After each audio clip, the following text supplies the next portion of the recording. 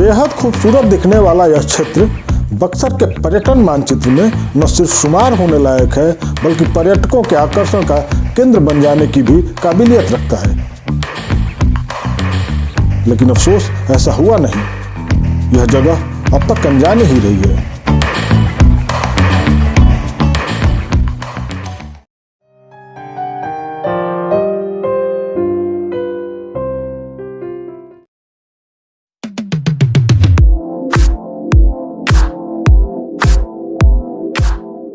धर्म और इतिहास के नजरिए से महत्वपूर्ण शहर बक्सर में वैसे तो धार्मिक और ऐतिहासिक महत्व वाले कई स्थल हैं और जिनके बारे में बहुत लोग जानते भी हैं, लेकिन यहाँ कई ऐसी जगहें भी हैं जो काफी दर्शनीय हैं, बावजूद इसके अपेक्षाकृत कम चर्चित रही हैं।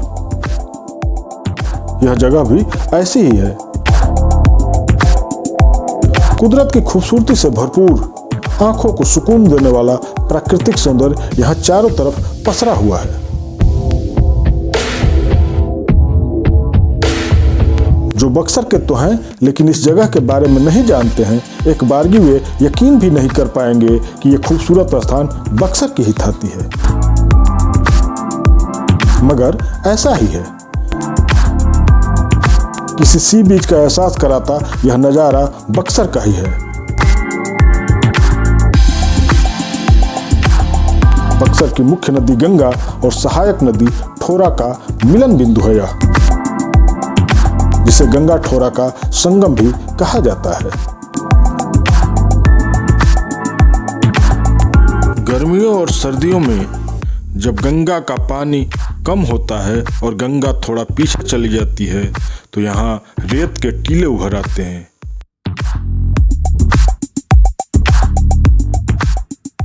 ठोरा और गंगा के बीच उभरा रेत का यह मैदान काफी खूबसूरत दिखाई देता है और यहाँ आने वाले लोगों को अपनी ओर खींचता है।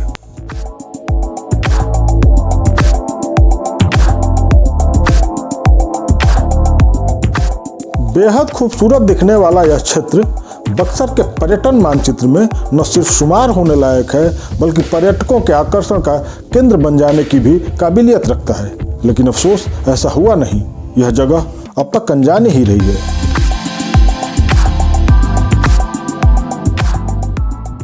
जिस स्थल पर अभी हम लोग खड़े हैं, यह ठोरा और गंगा नदी का संगम है। हम लोग अभी बिहार के बक्सर का यह ठोरा नदी का स्थल है और उधर उस साइड में जब हम लोग जाते हैं तो यूपी है। और यह इस जगह को काफ़ी अच्छे तरीके से डेवलप किया जा सकता है, जिससे मेला उत्सव हुआ और मकर संक्रांति से भी हम लोग इसको जोड़ सकते हैं। मकर संक्रांति में ऐसे भी देख सकते हैं कि बहुत सारे लोग यहाँ आते हैं और ये एक प्राकृतिक की एकदम नेचुरल जगह है और इस क्षेत्र को सरकार को, यहाँ के प्रशासन को डेवलप करने की आवश्यकता है।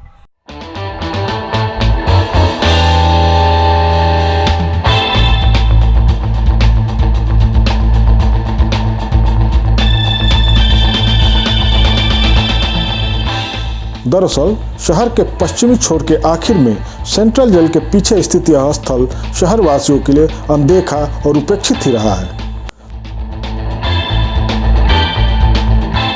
हालांकि कुछ साल पहले बक्सर के जिलाधिकारी रहे रमण कुमार ने इसे पर्यटन स्थल के रूप में विकसित करने की कोशिश की थी। उनकी पहल पर कुछ साल यहाँ मकर संक्रांति के दिन पतंग उत्सव का भी आयोजन हुआ और मकर संक्रांति के दिन काफी संख्या में यहाँ लोग जुटते थे। लेकिन बाद में फिर यहाँ की हालत पहले जैसी ही हो गई, लगभग उपेक्षित और अनदेखी सी। हालांकि कुछ लोग मकर संक्रांति और अन्य दिनों में कभी कभार यहाँ आ जाते हैं।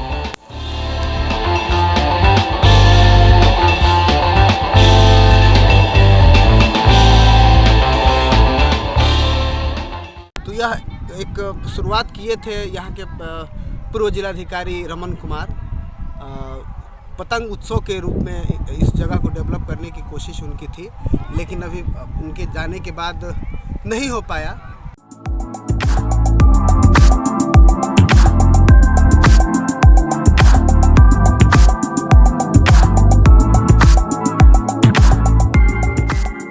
बरसात और बाढ़ के मौसम को छोड़ दें तो सर्दी और गर्मी के मौसम में यह जगह पर्यटन के लिहाज से काफ़ी खूबसूरत कही जाएगी। जाड़े के मौसम में यहाँ दिन तो गर्मी में शाम बिताना सुकूनदायक रहेगा। यहाँ से सूर्यास्त का नज़ारा भी काफ़ी खूबसूरत दिखाई देता है।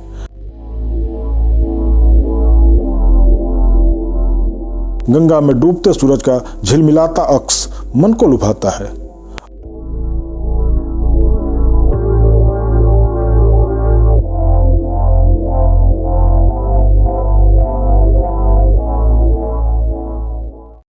स्थान की चर्चा कर रहे हैं, इसको प्रोत्साहित किया जाए एक रोजगार से जोड़ते हुए, एक पर्यटन स्थान से जोड़ते हुए, तो आपका और मेरा विचार काफ़ी अच्छा है।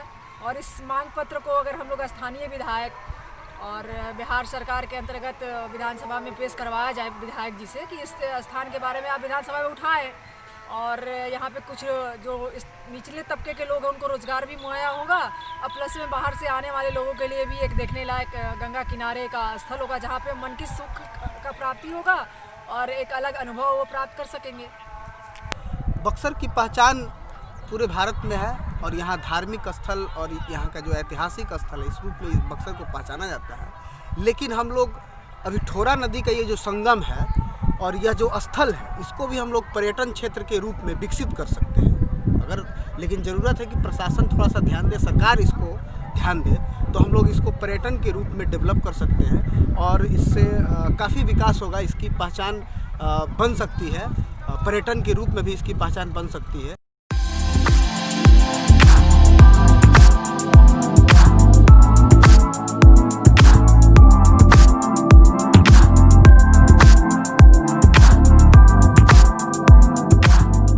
अगर इस जगह को पर्यटन के लिहाज से विकसित किया जाए तो न सिर्फ शहर वासियों को एक खूबसूरत पिकनिक स्पॉट मिल सकता है बल्कि धार्मिक और ऐतिहासिक महत्व के बक्सर को देखने आए बाहर के पर्यटकों को भी यह अपनी ओर आकर्षित करेगा। और हाँ, इसके पर्यटक स्थल के रूप में विकसित होने पर निश्चित तौर पर स्थानीय रोजगार को भी बढ़ावा मिलेगा। शासन प्रशासन के साथ यहाँ के जनप्रतिनिधियों और नागरिकों को भी इस पर ध्यान देना चाहिए।